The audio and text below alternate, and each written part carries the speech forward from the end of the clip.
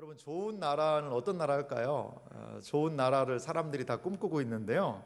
이 좋은 나라라는 것은요, 의료가 좀 좋아야 되지 않겠습니까? 아프면 치료 잘 받을 수 있고, 또 복지, 여러 소외받는 사람들이 혜택을 좀 받을 수가 있고, 또 누구나 교육받을 수 있는 교육, 이런 것들이 잘 진행될 수 있으면 얼마나 좋은 나라일까요? 그리고 적절한 직업이 있으면 먹고 사는데 걱정할 수 없고, 또 집 걱정 없이 그렇게 잘 살 수 있는 나라면 좋은 나라 아닐까요? 근데 그렇게 좋은 나라인데도 만약에 강도들이 들끓고 있다, 그러면 그 나라는 좋은 나라는 안 될 것 같아요. 그러니까 치안이 잘 유지돼야죠. 그래야 좋은 나라가 아니겠습니까? 그런데요, 그런 나라가 되기 위해서 뭐가 필요할까요? 그런 나라가 되기 위해서 필요한 것이 좋은 정책들 아니겠습니까?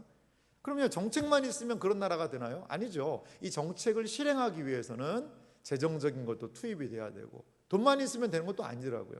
서로 잘 협의를 해서 어떠한 좋은 정책을 추진할 수 있는 법도 만들고 시행령도 만들어야 되고, 이러한 것들이 참 종합적으로 이루어져야 우리가 꿈꾸는 좋은 나라가 될 것 같아요. 그래서 이 좋은 나라를 꿈꾸면서 우리는 좋은 지도자를 세우려고 노력을 하는 거죠. 하지만 참 좋은 지도자를 세운다는 것이 쉽지는 않은 것 같습니다. 우리 기도하면서 우리나라에 이런 좋은 지도자가 세워지고, 우리나라가 참 많은 사람들이 살기 좋은 그런 좋은 나라가 되었으면 좋겠다라는 바람이 매우 큽니다. 여러분, 제가 왜 이런 말씀을 드리냐면요, 성경에 보니까 하나님 나라라는 그런 얘기를 하거든요. 하나님 나라라는 그런 표현이 있어요. 하나님 나라는 어떤 나라일까요? 과연 무슨 나라일까요? 쉽게 이야기하면요, 하나님께서요 대통령인 나라가 하나님 나라예요. 느낌이 좀 확 오시죠? 하나님께서 다스리시는 나라가 하나님의 나라라는 거죠. 오늘 주기도문 내용을 보니까 나라가 임하시오며 라는 그러한 장면이 있습니다. 그 구절이 있는데요, 그것은 당신의 나라가 임하게 하여 주십시오 라는 기도 제목이라는 거죠. 예수님께서 기도를 우리에게 알려주시면서 왜 하나님 나라가 임하게 해달라라고 기도하셨을지, 그러면 그 의미가 무엇일지 우리가 알아야지 기도하지 않겠습니까? 그 하나님 나라가 무엇이고 하나님 나라를 위해서 기도한다는 의미가 무엇인지를 우리 함께 살펴보기 원합니다. 먼저 우리가 하나님의 나라가 무엇인가 좀 살펴봐야 되는데요, 성경에 보니까요, 예수님이 이 하나님의 나라를 엄청나게 많이 강조하고 계신 것을 볼 수가 있습니다. 신약 성경에 보면은요, 예수님이 이 땅에 내려오셔서 많은 일들을 하세요. 여러분, 예수님이 하신 일이 뭘까요? 신약 성경에 보니까 복음을 전했다, 전도했다, 병자들을 고쳤다, 그리고 제자들을 가르쳤다, 이러한 여러 가지 일들을 하세요. 그런데 예수님이 하신 일을 신약 성경은요, 그러한 단어로만 표현하지 않습니다. 누가복음 8장 1절 말씀 보니까요, 예수님이 하신 사역을 이렇게 소개하고 있습니다. 예수님이 하신 사역에 대해서 그 후에 예수께서 각 성과 마을에 두루 다니시며 하나님의 나라를 선포하시며 그 복음을 전할새 12제자가 함께 하였고, 여기 누가복음 말씀에 보니까 예수님이 단순히 그냥 전도했다라고 얘기하지 않아요. 예수님의 전도 사역, 예수님의 구속 사역, 그 모든 것들을 통칭할 수 있는 게 있는데 하나님의 나라를 선포했다는 겁니다. 하나님의 나라를. 여러분, 하나님의 나라 하면 어떤 생각이 드세요? 하나님 나라 하면 이 찬양이 좀 떠오르시죠. 돌아갈래 고향 하늘나라. 하늘나라라고, 하나님 나라라고 그러면 내가 그냥 죽어서 가는 데가 하나님 나라 아닌가? 미래에, 장래에 내 본향이고, 죄 많은 이 세상은 내 집 아니고 저 하늘나라 거기가 내 집인데, 이렇게 우리는 생각할 수 있어요. 그런데 신약 성경에 보니까 예수님이 오셨고, 예수님이 오신 게 하나님 나라를 선포했다는 거예요. 마가복음 12장, 마태복음 12장 28절 말씀에도 보면요, 더 분명하게 예수님이 이렇게 이야기를 하십니다. 하나님 나라에 관련된 중요한 구절인데요, 우리 한 목소리로 같이 읽어볼까요? 같이 읽겠습니다. 그러나 내가 하나님의 성령을 힘입어. 귀신을 쫓아내는 것이면 하나님의 나라가 이미 너희에게 임하였느니라. 아멘. 여기에 보니까 예수님이 이렇게 얘기하시는 거예요. 예수님이요, 귀신을 쫓아내셨거든요. 뭐 예전에 보면 시골에도 귀신 들린 사람들이 좀 많이 있고 그랬는데 예수님 당시에 그런 사람들이 너무 많았던 것 같아요. 이 귀신을 들린 사람이 있어서 예수님이 그 귀신 들린 그 사람을 쫓아줬어요. 그랬더니 그 사람들이 무슨 말을 하냐면 이렇게 얘기하는 거예요. 저 예수란 사람이 귀신을 쫓아내는 것은 자기 힘으로 하는 게 아니다. 지 힘으로 하는 게 아니고 마귀, 귀신왕 바알세불의 힘으로 귀신 쫓아내는 거다. 막 이렇게 예수님의 이 사역을 폄하하는 거예요. 그러니까 예수님이 하신 말씀이 그겁니다. 생각을 해봐라. 이 마귀 사탄의 나라가 있는데 거기서 지들끼리 막 쫓아내고 이러면 그 나라가 설 수 있겠느냐라는 이야기를 하시면서 이렇게 얘기하시는 거예요. 그러나 잘 봐라. 내가 예수님이 하나님의 성령을 힘입어 성령이 주시는 힘으로 귀신을 쫓아내는 것이라면 하나님의 나라가 이미 너희에게 임하였느니라. 예수님이요, 지금 누구의 힘으로 귀신 쫓아내고 있습니까? 귀신의 힘으로 예수님이 귀신 쫓아낸 거예요? 그건 아니잖아요. 예수님이 귀신을 쫓아낸 거는 성령의 힘으로 귀신 쫓아내셨거든요. 그러니까 성령의 힘으로 예수님이 귀신을 쫓아내신다는 것은 하나님의 나라가 이미 그들에게 임했다라는 그런 표현이라는 거죠. 바리새인들은요, 예수님께 하나님의 나라에 대해서 물어봤어요. 누가복음 17장 20절과 21절인데요. 제가 읽어보겠습니다. 바리새인들이 하나님의 나라가 어느 때 임하나이까? 바리새인들이 좀 물어봤어요. 하나님의 나라는 언제 임합니까? 라고 물어본 거예요. 이게 무슨 말이냐면 바리새인들 우리랑 똑같은 비슷한 생각을 하고 있습니다. 우리는 미래에 어느 날 우리가 죽어서 하나님 나라 간다라는 생각이 지배적이라면 그 당시 바리새인들은 어떤 생각이 있냐면 역사의 어느 때에 시간, 어느 장소에 한 나라에 하나님의 나라라는 눈에 보이는 나라가 임할 거라고 그들은 믿었어요. 생각을 했습니다. 그래서 다윗 왕권이 회복이 되고 로마의 압제에서 물리치고 그래서 하나님께를 예배하는 그런 나라가 아마 올 거다라는 생각들을 가지고 있었던 것 같아요.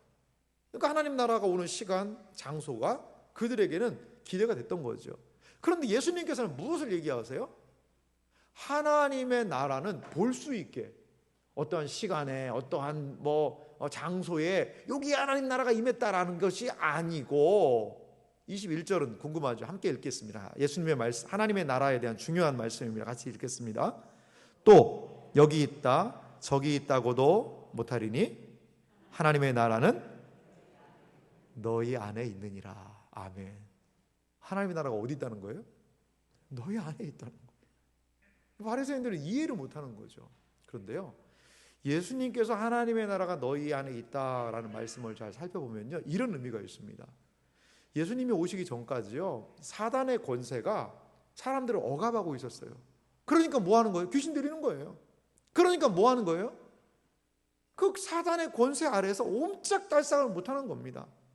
그래서 귀신 들리고요, 병들고요, 죽고요, 이런 현상이 죄 때문에 사단의 노예 안에 있는 사람들에게 나타나는 현상들이 되었다는 겁니다. 현상들이요. 그런데 예수님이 오셨어요. 예수님이 어떤 일들을 하셨어요? 치유의 이적들을 하시잖아요. 귀신은 쫓아내고 병은 고치고 죽은 사람 살리고 이런 일들을 하시는 거예요. 어떤 사람들은요, 이걸 오해합니다.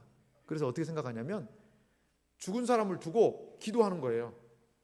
예수님이 죽은 사람 살렸는데 우리도 기도하면 죽은 사람 살릴 수 있다. 여러분, 못 살립니다. 그렇게 하면 안 됩니다. 예수님이 보여주신 것은요, 예수님이 보여주는 것은 니들도 죽은 사람 누워있으면 기도해서 일어나게 나처럼 해라, 그거 하시는 게 아니에요. 예수님이 병자들을 고쳐주셨어요. 그것은 니들도 기도하면 무슨 병자들 다 낫는다, 그것만 이야기하신 게 아닙니다. 귀신을 쫓아내셨어요. 그것은 니네도 막 귀신들을 다 쫓아내고 막 해라, 그게 아니고요, 예수님께서 그런 행동을 하신 가장 중요한 이유는 뭐냐면 다른 세상이 왔다는 거예요. 예수님이 이 세상에 오시면서 그렇게 귀신 아래 놓여있던 사람들이 귀신에서 해방되고, 그리고 또한 그렇게 아픈 살았고 병들었던 사람들이 낫게 되고, 그리고 또한 죽은 사람까지도 살리는 놀라운 새로운 시대를 예수님이 지금 선포하고 계시다는 거죠. 그게 무슨 나라예요? 하나님 나라입니다. 그러니까 예수님 이전과 예수님 이후가 뭔가 다른 일이 벌어졌다는 겁니다. 예수님이 오셔서 이 세상에 무엇인가 새로운 것들을 허락하셨으니 그 실체가 하나님 나라라고 이야기하는 겁니다. 이것이 하나님 나라예요. 그러면 조금 더 우리가 구체적으로 하나님 나라에 대한 의미를 살펴보기 원합니다. 여러분, 한 나라가 세워지기 위해서 필요한 조건들이 있습니다. 저도 초등학교 사회 시간에 배웠거든요. 나라가 성립되기 위해서는 세 가지가 필요하죠. 뭐가 필요할까요? 국민이 있어야죠. 사람이 있어야 되고, 또 주권이라는 게 있습니다. 그리고요, 영토, 땅이 있어야 됩니다. 이 세 가지가 나라를 구성하는 세 가지 요소라고 그래요. 우리가 일제시대 때 생각해 보세요. 일제시대 때는 뭐가 없었어요? 사람은 있었잖아요. 백성들이 있었잖아요. 그리고 땅도 있었잖아요. 땅도. 근데 뭐가 없었습니까? 주권을 잃었습니다. 주권을 잃어버리니까 땅 있고 백성이 있어도 나라가 안 되는 거예요. 그래서 일본이라는 나라 밑에서 있었던 그런 시대가 있었습니다. 그러니까 이 국민 주권, 영토라는 이 세 가지는 나라를 구성하는 중요한 건데요. 이게 하나님의 나라에서도 이게 중요합니다. 첫 번째로요, 하나님의 나라의 주권은 하나님께서 왕이신 나라가 하나님 나라예요. 여러분, 주권이라는 것이 우리한테 좀 익숙하지가 않은데, 주권이라는 것은 어떤 것을 할 수 있는 거냐면요, 법을 만들 수 있어야 돼요. 그리고 그 법대로 다스리고, 또 법을 지키지 않으면요, 벌할 수 있는 권한이 바로 주권의 내용입니다. 그게 뭐냐면 우리는 입법, 또 사법, 행정, 이런 것들을 둬서 우리의 주권을 거기서 표현하는 겁니다. 법을 만들고 법대로 다스리고, 또한 법을 지키지 않은 사람들은 어떻게 하죠? 감옥에 넣어서 이 법이 잘 시행되도록 우리의 주권이 이루어지고 있는 부분이죠. 하나님의 나라는요, 뭐 백성들이 투표해가지고 하나님 너무나 오래 장기 집권하셨으니까 우리가 새로운 사람 뽑겠습니다, 새로운 왕을 뽑겠습니다, 그거 안 됩니다. 그 모든 주권은 하나님께 있어요. 그 나라에는 하나님께서 다스리시는 그러한 나라라는 것을 우리는 생각할 수가 있습니다. 두 번째, 하나님의 나라는요, 하나님의 백성이 누구냐면 피조물 전체의 인간들이에요. 이 땅에 있는 모든 사람들은 하나님의 통치 안에, 영역 안에 있습니다. 그런데 모든 사람을 하나님의 백성이라고 엄밀하게 이야기하진 않아요. 누굴 하나님의 백성이라고 이야기할까요? 하나님의 통치를 받아들이는 사람이에요. 하나님이 기뻐하시고 하나님이 뜻하시고 원하시는 것을 내가 실행해야죠. 그래야지 하나님의 백성다운 모습이거든요, 그것이. 그리고 또한 하나님의 그 말씀에 반대하고 하는 사람들은 다른 말로 하나님의 백성이 될 수가 없는 겁니다. 그것을 사탄의 나라의 그 사람들은 백성일 수밖에 없는 거죠.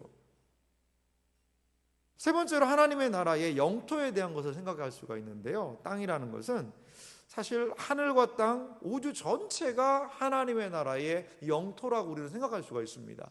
특별히 구약 성경에 보면 어디에 에덴 동산, 거기는 하나님이 만드시고 다스리시는 것을 보여주는 이상적인 하나님의 그 땅을 보여줍니다. 거기서 타락을 했잖아요. 그래서 구약에는 가나안이라는 땅, 거기가 하나님의 다스리심을 인정하는 그러한 사람들이 모여 살으니까 하나님의 영토라고도 이야기할 수 있을 거예요. 그런데요, 신약에 오면서 이 하나님의 영토의 개념은요, 어떠한 땅, 어떠한 곳에 살면 여기까지는 하나님의 나라고 여기는 하나님의 나라 아니고, 그게 없어졌어요. 어떤 식이냐면 하나님의 통치를 기뻐하는 사람들이 서 있는 그 땅이 하나님이 다스리시는 땅인 거예요. 이 말씀 잘 한번 새겨 들어보세요. 내가 하나님의 뜻을 기뻐해요. 하나님의 뜻을 받아들여요. 내 이웃을 사랑하라는 하나님의 말씀을 받았어요. 그래서 내가 내 이웃을 사랑하고 하나님을 기억하면서 지키면 거기가 하나님의 통치가 미치는 영역이고 거기가 하나님이 다스리시는 땅이 되는 거예요. 그래서 하나님의 나라에 대한 이 개념, 앞으로도 제가 설교를 통하여서 우리 성도님들과 꼭 나누고 싶은 주제가 이 하나님의 나라에 대한 주제거든요. 이 하나님의 나라에 주권이 하나님께 있고 하나님의 백성, 그 다스리심을 기억하는 백성들, 그 사람들이 하나님의 다스리심을 기뻐하며 살아가는 그 땅, 서 있는 그곳이 하나님이 다스리시는 그 땅이다는 것을 우리가 좀 간단하게 생각해 볼 필요가 있습니다. 그러면 이 나라가 어떻게 세워질까요? 이 나라는 그럼 어떻게 이 땅에 하나님의 나라가 세워질 수 있을까? 이것을 우리가 생각해 보기를 원합니다. 먼저 1단계는요, 하나님의 나라의 1단계인데요, 예수님의 초림, 처음 오시는 거잖아요. 그 초림을 통해서 하나님의 나라가 시작됐다는 것을 우리가 좀 생각할 수가 있습니다. 인간은요, 범죄함으로 인하여서 하나님의 은혜에서 멀어져 있습니다. 그래서 하나님의 뜻과는 무관하게 살았어요. 이 하나님의 나라가 건설되고 하나님의 통치가 진행되기에는 너무나도 큰 이 인간의 범죄로 인한 장애물들이 있었다는 거죠. 그래서 예수님이 하나님의 나라를 시작하시기 전에 이러한 먼저 장애물들을 다 제거하십니다. 인간의 반역으로 인한 세 가지 심각한 문제가 있었는데요. 첫 번째는요, 인간이 하나님께 불순종해서 하나님의 주권이 시행되지 않았다는 거죠. 인간이 하나님의 뜻을 범죄하여서 불순종하는 거예요. 지키지 않는 겁니다. 주권이 시행되지 않았다는 건 하나님이 힘이 없어서가 아니라 사람들이 그걸 다 거부하는 거예요. 믿지 않는 거예요. 그러니까 시행되지 못하는 거죠. 이런 상태였고요. 두 번째는요, 불순종의 결과로 그러면 어떤 일이 벌어졌느냐? 불순종해도 잘 먹고 잘 살게 됐다더라. 그렇게 되면 얼마나 좋겠어요? 근데 불순종의 결과는 참혹합니다. 인간의 마음이 부패하고 탐욕스럽게 됐고요. 그리고 결국에는 죽음의 형벌을 받게 돼서 영원히 죽어버리는 존재가 되는 거죠. 이게 불순종의 결과입니다. 그리고 세 번째, 그래서 어떤 상황에 놓여 있냐면요, 인간은 사탄의 종이 되고 사탄이 인간의 주인 행세, 주인 노릇을 해버린 거예요. 그래서 사단의 권세 아래서 살아갈 수밖에 없는 그러한 존재들이 되었다는 겁니다. 뭐 믿지 않는 사람들은 내가 무슨 사단의 종으로 사나? 라고 생각하지만요, 사단이 주는 생각은 뭔지 아세요? 너 이렇게 하면 죽어. 너 죽고 싶냐? 살라고 해야 되는 거 아니냐? 죽음에 대한 공포를 줘요. 두려움을 줘요. 그리고 이 세상의 것들을 따라가지 않으면 안 되는 불안함을 줘요. 사단이 조장해 놓은 시스템 안에서 사람들이 살려고 막 몸부림을 치면서 하나님을 섬겨야 하는 사람들이 돈을 섬기고 쾌락을 섬기고, 이게 다 사탄 숭배하는 것들입니다, 여러분. 이러한 존재가 되었다는 거죠. 예수님께서는요, 이 모든 세 가지 인간의 죄로 인한 불순종들을 모두 다 이겨내셨다라는 것을 우리는 기억할 필요가 있습니다. 하나님께 최고로 예수님이 순종하셨어요. 정말 100% 순종을 예수님이 하심으로 하나님의 주권이 어떻게 미치는지를 보여주셨고, 인간의 불순종에 대한 형벌을 대신 받음으로 부패한 인간의 모습, 죽어있는 형벌의 모습을 십자가로 구속하셨습니다. 그리고 사단의 권세를 물리치심으로 말미암아 사단의 권세 아래에 있던 사람들을 하나님의 은혜와 자비로 옮겨주시는 놀라운 역사들을 하셨다는 거죠. 그래서 하나님 나라의 장애물들을 예수님이 이렇게 다 제거하시고 초림하셔서 하나님의 나라를 시작하셨습니다. 3단계를 좀 살펴볼 필요가 있는데요, 2단계를 건너뛰고 3단계로 먼저 가겠습니다. 초림이 과거의 일이고 하나님의 나라의 시작이라면 3단계는 하나님의 나라의 완성이고 미래에 있게 될 일입니다. 초림에서 시작된 하나님의 나라는 예수님의 무엇으로요? 재림, 다시 오심으로 완전하게 완성될 수 있다는 것입니다. 예수님 재림하실 때 어떤 일이 일어날까요? 이 세상의 모든 불법, 불의, 악, 그 모든 것들은 그 종말을 고하게 되고 완전히 멸망하게 됩니다. 사탄, 지금 사탄이 많은 힘을 잃고 있죠. 그때 최종적으로 멸망하게 됩니다. 예수님이 다시 오셔서 이 세상 나라를 온전하게 회복시키실 때가 있으니 그것이 바로 재림의 때라는 것이죠. 그래서 우리 신자들은 이 날을 사모하는 겁니다. 이 하나님의 나라를 생각할 때요, 그래서 두 가지 개념을 꼭 기억하셔야 돼요. 뭐냐면 하나님의 나라가 이미 왔다라는 것입니다. 이미 초림을 통하여 하나님의 나라가 이미 이 세상에 시작했다는 거예요. 그런데 아직 하나님의 나라는 완성되지 않은 거죠. 그래서 already, 이미 왔다. 하지만 not yet, 아직 완벽한 나라가 이루어지지는 않았다라고 하나님의 나라에 대해서 생각합니다. 제가 그림을 하나 준비했는데 한번 보실래요? 이 그림이요, 작은 그림이지만 하나님의 나라를 가장 잘 이해할 수 있는 핵심 그림입니다. 여기에 중심점은요, 그 위 선과 아래 선이에요. 위에 선이 쭉 있죠. 이것은 무엇을 상징하냐? 세상 나라를 상징합니다. 아래에 선이 쭉 그어져 있습니다. 이것은 무슨 의미냐면 하나님 나라를 상징합니다. 세상 나라가 진행되고 있었습니다. 그런데 예수님이 초림하셨죠. 이 세상에 처음 오셨어요. 그러면서 뭐가 시작한 거예요?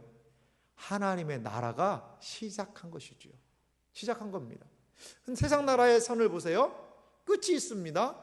그 끝을 따라 내려가 보면 뭐가 있습니까? 재림이 있어요. 예수님 다시 오시는 거예요. 이 세상 나라에 뭐가 있다는 거죠? 끝이 있다는 것입니다. 그리고 하나님의 나라는 시작은 있지만 끝이 없고 영원할 거라는 거죠. 세상 나라가 망하는 그때 하나님의 나라는 완벽하게 완성이 될 것이다. 이것이 하나님 나라가 이미 왔고 아직 이르지 않았다는 already, not yet의 이러한 중요한 모습을 보여주는 하나님 나라에 대해서 잘 설명된 그림이에요. 자, 여러분 보십시오. 그러면 우리는 어디에 있을까요? 저 그림에다가 우리 성도님이 계신 자리를 한번 표시를 한번 해보세요. 초림 쪽에 가까울까요? 재림 쪽에 가까울까요? 아니면 중간일까요? 제가 볼 때는 우리의 위치는 재림하고 좀 많이 가까이 있는 것 같아요. 재림하고 가까이 있는 것 같아요. 그러면 재림과 가까이 있는, 초림과 재림 사이를 살아가는 우리는 하나님의 나라에 대해서 어떻게 해야 할까요? 그것이 2단계입니다. 그게 2단계인데요. 2단계 모습을 보면 하나님의 나라가 교회의 복음화로 확장된다는 겁니다. 초림과 예수님의 재림, 하나님의 나라의 시작과 하나님의 나라의 완성 사이를 살아가는 우리 신약의 교회들은, 우리 성도들이 할 일이 있는데 이 땅에 하나님의 나라를 확장하는 겁니다. 여러분, 우리가 믿는 기독교 신앙을 보세요. 팔레스타인이라는 그 작은 나라에서 일어난 이 복음의 역사가요, 로마로 들어가서 로마를 다 변화시켰어요. 그리고 유럽으로 들어가서 유럽을 변화시킵니다. 그리고 그 복음의 역사가 신대륙으로 건너가서요, 남북 아메리카에 복음의 역사를 일으킵니다. 그리고 그 신앙이 우리나라에도 약 150여 년 전에 이 나라에도 와서 하나님의 복음의 역사를 이 나라, 그 땅에 증거하게 하였다는 것이죠. 하나님의 나라는요, 이렇게 복음이 증거되면서 전 세계와 열방으로 확산되고 있다는 것이죠. 이 시대의 교회가 할 역할이 무엇입니까? 우리가 교회가 힘써서 할 역할이 무엇입니까? 초림과 재림, 하나님의 나라의 시작과 하나님의 나라의 완성을 바라보는 교회는 하나님의 나라의 확장을 위하여서 온 힘을 기울여야 할 줄 믿습니다. 이것이 교회가 할 일입니다. 그래서 교회가 전도하는 겁니다. 교회의 존재 목적은요, 이 복음을 알지 못하는 주변의 사람들에게, 또한 세계 열방에 이 복음을 전하는 것이 교회의 진정한 사명이라는 겁니다. 예수님께서 너무나도 중요한 말씀을 하나 하셨어요. 언제 예수님이 오시는지에 대한 중요한 단서일 수 있습니다. 예수님이 언제 오시는지가 궁금하신 분들은 이 말씀 한번 기울여 보세요. 마태복음 24장 14절입니다. 우리 한 목소리로 같이 읽겠습니다. 이 천국 복음이 모든 민족에게 증언되기 위하여 온 세상에 전파되리니 그제야 끝이 오리라. 아멘. 여러분, 이때 예수님 오시는 거예요. 예수님 언제 오시는 줄 아세요? 이때 예수님 오시는 겁니다. 천국 복음이 모든 민족에게 증언되기 위하여 온 세상에 전파될 것이다. 그때 끝이 올 것이다. 예수님이 하신 말씀이에요. 그래서 선교는 다른 말로 무슨 말인지 아세요? 예수님의 다시 오심을 준비하는 게 선교입니다. 예수님을 모르는 종족까지 다 들어가는 거예요. 그들에게 하나님의 성경을 주고 자생적인 교회가 생기면요, 이 말씀이 문자적으로 이루어지는 것 아니겠어요? 그래서 미전도 종족들에게 복음을 전하려고 그렇게 노력하는 겁니다. 지금요, 선교학자들이 하는 말이 있습니다. 미전도 종족이 그럼 언제 이 지구상에서 없어질 것이냐? 그들에게 마지막까지 복음을 전할 때가 언제일 것이냐? 많은 사람들이 얼마 안 남았다고 봅니다. 아마 우리 시대에요, 세계 선교가 마무리될 거예요. 세계 선교가. 미전도 종족 전도하는 게 어떤 분들은 뭐 한 2030년, 40년 그때 되면 미전도 종족에게 다 성경 들어가고 그 복음이 증거될 것이다 라고 보고 있습니다. 그러면요, 이 말이 문자적으로 이루어지는 거예요. 그러면 이제 다음에 할 일은 무엇일까요? 예수님 오시는 거겠죠. 우리는 그래서 선교는 다른 말로 하면 예수님이 오셔서 하나님 나라를 완성하는 것을 고대하는 것이 선교의 모습일 수 있다는 것입니다. 사랑하는 성도 여러분, 하나님의 나라가 임한다는 것은요, 너무나도 중요한 주제입니다. 그래서 우리는 이 하나님의 나라를 위해서 한 4가지 기도를 좀 해야 되는 것 같아요. 제가 그 기도만 말씀드리고 마무리를 하도록 하겠습니다. 첫 번째, 우리는 어떤 기도를 해야 되냐면요, 우리 개인의 회심을 위해서 기도해야 됩니다. 내 개인의 회심을 위해서 기도해야 돼요. 요한복음 3장 3절에 예수님 이렇게 얘기하셨습니다. 진실로 진실로 내게 이르노니 사람이 거듭나지 아니하면 하나님의 나라를 볼 수 없느니라. 사람이요, 거듭나지 않으면 하나님 나라를 아예 분간을 못하는 겁니다. 그러니까 세상 나라고 세상에 사는지 뭐 하는지 이게 분간이 안 되는 거예요. 두 번째로요, 기도할 것은 우리 개인의 성화를 위해서 좀 기도해야 됩니다. 성화라는 것은 뭐냐면 하나님의 뜻에 순종하는 거거든요. 그거 다른 말로 바꿔서 얘기하면 하나님의 통치를 내가 따르겠다는 거예요. 하나님이 하나님 나라의 왕이시고 그 왕인 하나님의 말씀을 내가 따르겠습니다. 그게 뭐라는 거죠? 그게 순종이고요. 그게 하나님의 통치를 받아들이는 거고요. 그게 내 개인적으로 성화되는 길이에요. 세 번째로 이것은 우리에게 이러한 기도 제목을 도전합니다. 하나님의 나라가 확장되는 것을 위한 기도가 바로 예수님이 가르쳐 주신 기도라는 거죠. 그래서 우리는 세계 선교를 위해서 기도합니다. 그리고 우리 교회의 부흥을 위해서 기도합니다. 그래서 하나님의 나라가 하나님을 알지 못하는 많은 사람들에게 우리 교회를 통하여서 세계 선교를 통하여서 확장되기를 원하나이다. 그것이 하나님 아버지의 하나님의 나라가 임하시오며라는 기도의 내용이라는 겁니다. 마지막으로 이것은요, 예수님께서 다시 오시기를 간구하는 기도예요. 예수님 분명히 다시 오실 줄 믿으시기 바랍니다. 우리 주님 약속대로 재림하실 분이십니다. 우리는요, 나라가 임하게 해달라는 예수님의 이 기도를 기억하며 하나님 나라가 이 땅에 임하기를 위하여 기도해야 될 줄 믿습니다. 요한계시록은 우리에게 한 놀라운 비전을 제시합니다. 요한계시록 11장 15절인데요 우리 성도와 교회의 영원한 비전입니다. 우리 함께 비전을 선포하겠습니다. 같이 읽겠습니다. 세상 나라가 우리 주와 그의 그리스도의 나라가 되어 그가 세세토록 왕노릇 하시리로다. 할렐루야. 이것이 온 성도들이 학수고대 바라는 하나님의 나라를 바라는 사람들이 가져야 되는 모습이라는 것입니다. 사랑하는 성도 여러분, 하나님 나라를 추구하며 우리 기도해야 합니다. 하나님의 나라가 이미 임했음을 기억하고 그 나라가 이 땅에 완성되는 그날까지 하나님께서 우리에게 주신 이 약속을 부여잡고 믿음 안에 거하시는 하나님 나라의 백성들이 모두 되시기를 주님의 이름으로 축원합니다.